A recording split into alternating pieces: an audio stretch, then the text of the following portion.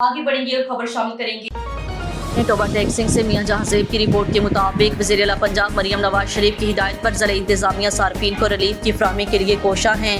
Deputy commissioner Mohammad Naeem Sindhu की हिदायत पर additional deputy commissioner revenue Malik Abbas Zulqarnain Awan की ज़ेर सदारत प्राइस कंट्रोल मजिस्ट्रेट्स की कारकर्दगी के बारे में इजलास हुआ।